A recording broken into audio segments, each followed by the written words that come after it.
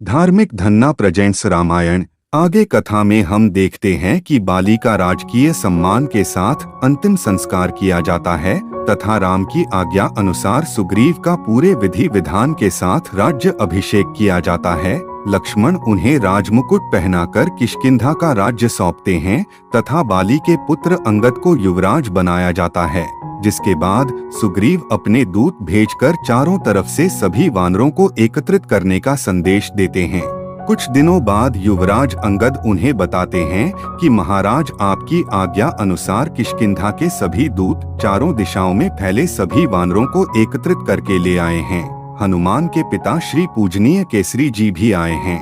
हनुमान जी उन्हें प्रणाम कर आशीर्वाद लेते हैं, जिसके बाद सुग्रीव सभी वानर साथियों के साथ सभा का आयोजन करते हैं और कहते हैं कि इस सभा में मैं आपका स्वागत करता हूँ। यहाँ एकत्रित होने का कारण तो आप सब जानते ही हैं। आर्य श्रेष्ठ श्री राम से वानर समाज की मित्रता कोई राजनैतिक संबंध नहीं है। यह दो सभ्यताओं का, दो संस्कृतियों का, दो भिन्न भिन्न समाजों का अद्भुत संगम है, जिसे युग युगांतर तक आने वाली पीढ़ियां याद रखेंगी। हमारी वानर जाति इस भावना भरी मित्रता पर हमेशा गर्व करती रहेगी।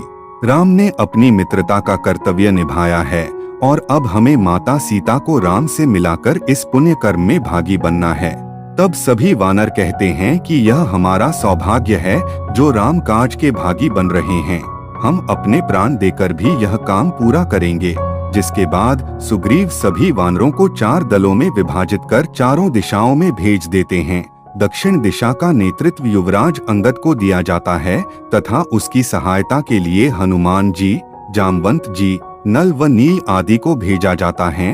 राम हनुमान को निशानी के रूप में अंगूठी देते हैं। सभी वानर प्रभु श्री राम का आशीर्वाद लेकर माता सीता की खोज में निकल जाते हैं। वे सभी दिन रात अपनी भूख प्यास भूलकर माता सीता को ढूंढने का प्रयास करते हैं। वे सभी वन, पर्वत, मैदान, सागर, महासागर, धरती, पाताल, आकाश सभी जगह माता सीता को ढूंढते हैं, पर माता सीता का पता उन्हें कहीं नहीं लगता। युवराज अंगद के नेतृत्व में दक्षिण दिशा की तरफ निकला दल माता सीता को खोजते खोजते विशाल महासागर के तट पर पहुंच जाता है, जहां से आगे सिर्फ पानी ही पानी दिखाई देता है। तब अंगद कहते हैं कि लगता है माता सीता को खोज पाने का यश विधाता ने हमारे भाग्य में नहीं लिखा है। वानर राज सुग्रीव ने सीता माता का पता खोजने के लिए पूरे 1 महीने का समय दिया था। धीरे धीरे वह समय खत्म होता जा रहा है और अभी तक माता सीता का कोई पता हमारे हाथ नहीं लगा है।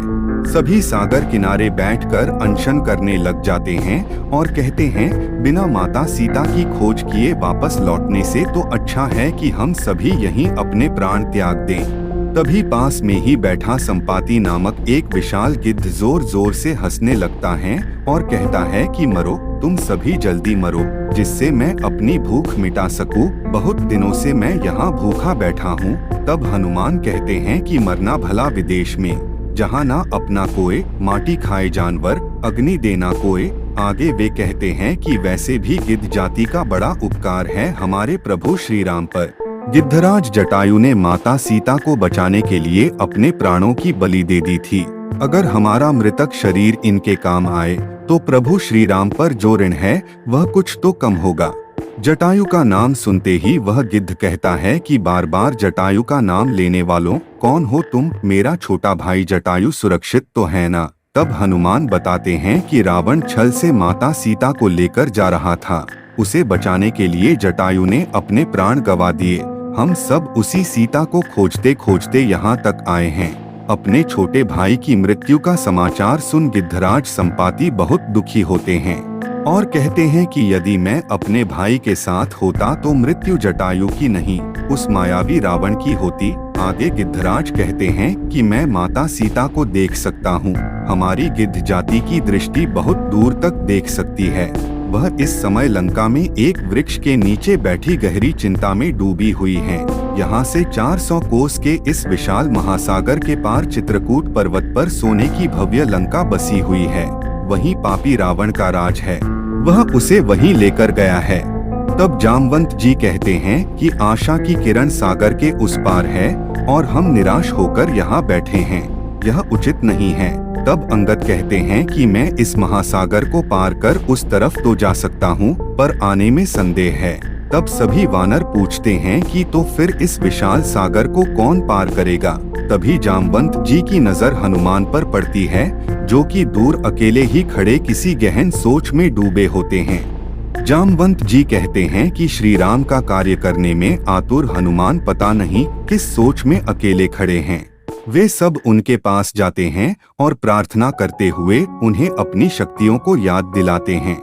जामवंत जी कहते हैं कि हे हनुमान, तुम्हारे भौतिक माता पिता केसरी व अंजना अवश्य हैं, परंतु तुम कैलाश नाथ शंकर के 11वें रुद्र अवतार हो। वायु का तीव्र वेग तुम्हारे अंग अंग में समाया है।